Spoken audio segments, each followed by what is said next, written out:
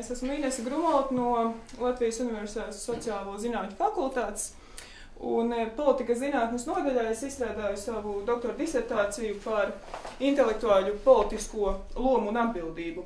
Un pirmkārt es vēlētos pateikties idejas autoriem par to, ka vispār šāda iecerē ir dzimusi un ka Raini tiek mēģināts atgriezt mūsdienu sabiedrībā, jo pie viņa tiešām ir bagātīgi apcirkļi, no kā mēs varam pasmelties idejas un potenciālās atbildes dažādiem jautājumiem, kas mūsdienu sabiedrībā aktualizējas.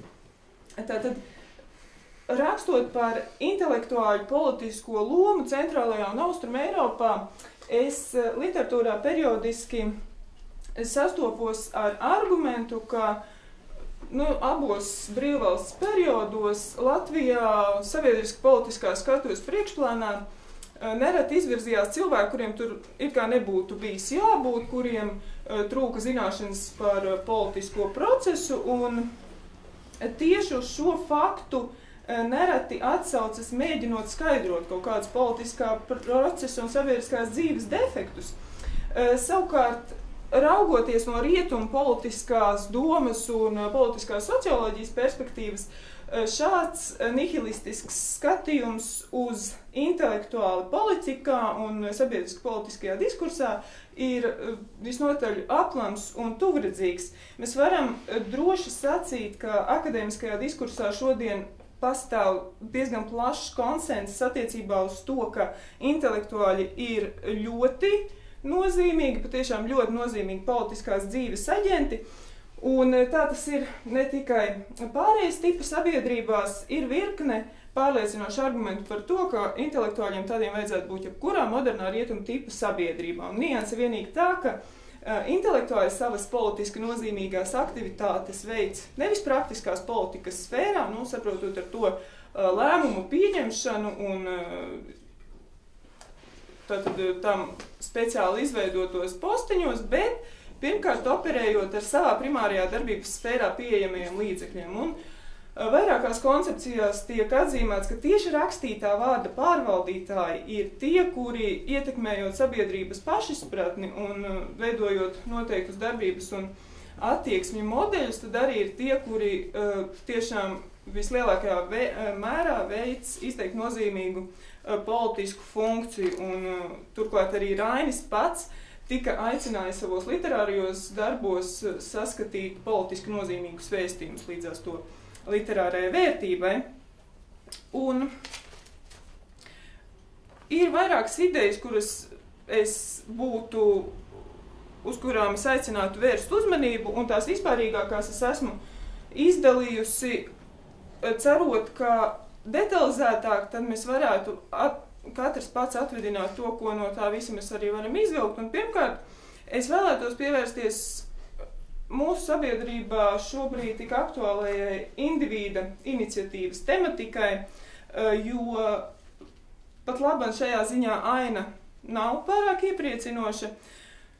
Rainis gan savā daļradē, gan polemikā risina tēmas, kas pasvītro individa iniciatīvas nozīmi un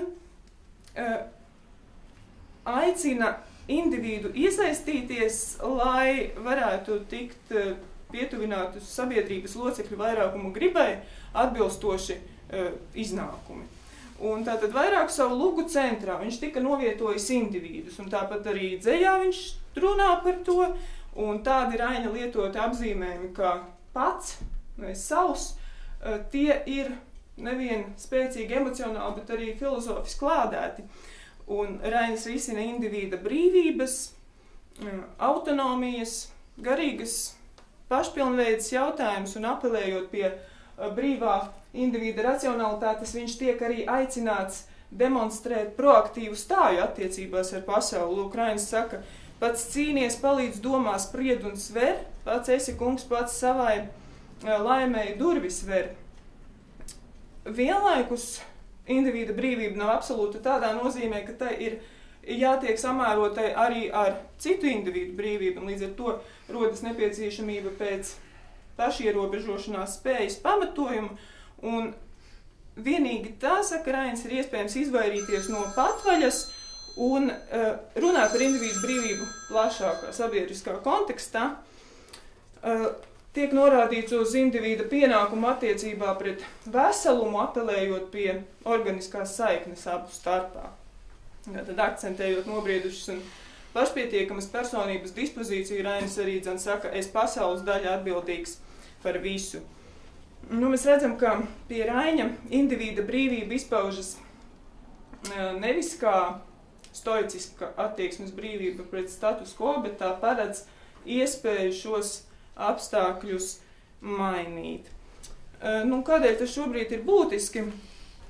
Kopš neatkarības atjaunošanas Latvijā joprojām saglabājas virkne pārējais tipu sabiedrībām raksturīgu disfunkciju, un viens no klasiskākajiem piemēriem ir tāds, ka pilsoniskā sabiedrība aizvien nekalpo kā politiskās varas kontrolas instruments un jaunās demokrātijas balss tieši te raksturīgā kūtruma dēļ. Indivīdi nespēja demonstrēt iniciatīvu, nākot klajā ar savu redzējumu par piemērotākiem sabiedrības attīstības virzieniem, un turklāt atcerēsimies, ka demokrātiskā sabiedrībā indivīdiem pašiem patstāvīgi domājot būtu jāspēj skaidri definēt uzdevumi personām, ko tie izvēl par saviem priekšstāviem, un arī šajā ziņā likumsakarīgi mums rodas problēmas, un socioloģiskās aptaujas vien pēc otras uzrāda to, ka sabiedrības locekļi netic savai personiskai individuālajai spējai radīt pārmaiņas, ietekmēt procesus un netic sev, neusticas viens otram un likumsakarīgi neveidojas šie pilsoniskai sabiedrībai tik ļoti nepieciešamie tīklojumi. Un to ir atzīmējuši arī Latvijas demokrātijas kvalitātes izvērtētāji 2005. Gadā šķiet iznākušajā demokrātijas auditā. Kā iedzīvotāju līdzdalība sabiedrības dzīvē vislielākajā mērā veicina tieši pārliecību par savām spējām ietekmēt notikumus, un mums šeit ir nopietnas pamats bažām. Protams, jāpiezīmē, ka arī ar savu personisko paraugu un aktīvu sociālo-politisko stāju Rainis šeit ir demonstrējis tiešām imitēšanas vērtu priekšzīmi. Pavirzoties tālāk, es vēlētos pievērsties arī savu tiesību apzināšanās tematikai. Piemēram, Šveices trimdas periodā tapušajā atmiņu kopojumā Kastaņola ir ietverts šādas rindas: dziļākā vaina tā, ka mums nav vēl īsti demokrātiskas valsts. Un tur vaina, ka mums nav pilsoņi, kas par tādiem justos un kas aizstāvētu savas tiesības. Par to ir gana daudz ticis diskutēts, cik lielā mērā mēs, protams, izmantot, ka valsts jau mums ir, bet ir situācijas, kas šķiet, ka tam pašapziņas līdzeklim gan individu, gan valsts līmenī tomēr vajadzētu būt augstākam, un gal galā tiesību apzināšanās ir tieši tas, kas ir nepieciešams, lai mēs kā sabiedrība atsvabinātos no paternalistiskās domāšanas, kas mums tomēr ir palikusi mantojumā un ko vajadzētu pārvarēt, jo demokrātiskai sabiedrībai tas nepietien.